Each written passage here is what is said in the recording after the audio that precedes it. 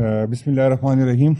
शुक्रिया जी सर आपके आने का। जिस तरह हमने जितनी भी हमारे पास कानूनी रास्ते थी, सीम साहब ने जिस तरह बात की है, और ये कोई हम गैर आइनी डिमांड भी हमारी नहीं है और ना ऐसी कोई चीज़ की हम डिमांड करते हैं जो जैन मैनुअल के मुताबिक नहीं। वो बाबर अवान साहब इस पर बात कर लेंगे।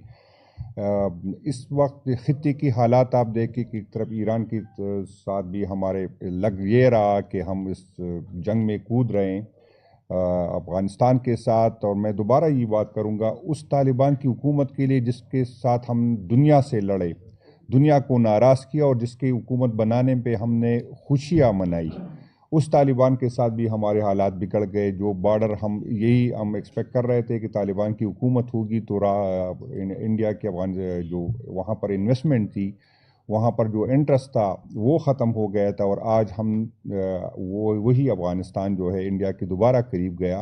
जो भी हालात हो, जो भी वाक़यात हो, हम ये नहीं कहते कि किसकी कसूर है, लेकिन इस हालात में जब हमें एक तरफ लोग कहते हैं कि आप जो है यकजहती का मुजाहिरा करें, और जब भी पाकिस्तान की बात आई, जब भी इदारों की बात आई, हम अपने इदारों के साथ खड़े रहे, अपने मुल्क के साथ खड़े रहे। बावजूद इसके कि इदारों के सरबराहान से हम नाराज़ हैं, बल्कि नाराज़ नहीं, हम नफ़रत करते हैं, मैं दोबारा ये बात करता हूँ, लेकिन फिर भी इस मुल्क के लिए हम इकट्ठे हो गए। अपनी सारी जो हमारे साथ जुल्म हुआ है, ज़्यादती है, उसको हम भुला गए। और जब इंडिया की टाइम थी तो पाकिस्तान तहरीक इंसाफ अपने इदारों के साथ, मुल्क के साथ खड़ी रही। और फिर उसके बाद जब जंग टल गया तो फिर देखा आप लोगों ने कि दोबारा हमारे साथ रियासती वही जबर, वही जुल्म दोबारा शुरू हुआ। आज भी हम चाहते हैं कि हम इदारों के साथ हो, मुल्क के साथ हो, लेकिन आप एक तरफ देखें कि यहाँ पर लोग कहते हैं कि यकजहती का मुजाहिरा करें, दूसरी तरफ इन हालात में हमारे लोगों को नाअहल किया जा रहा है। हमारे चीफ मिनिस्टर के साहब के ख़िलाफ़ जो है साजिशें कर रहे इदारे। इसी की प्रायोरिटी आप इसकी चेक कर ले कि इन हालात में जब सारे इस खित्ते के हालात किस तरह के हैं, जहाँ हमें कहते हैं कि इकट्ठे हो, बात करें, और इसी तरह के ड्रामे कर रहे हैं कि आप आते नहीं है। हम कहते हैं कि पार्लियामेंट में हमको एतमाद में लिया जाए। हम जो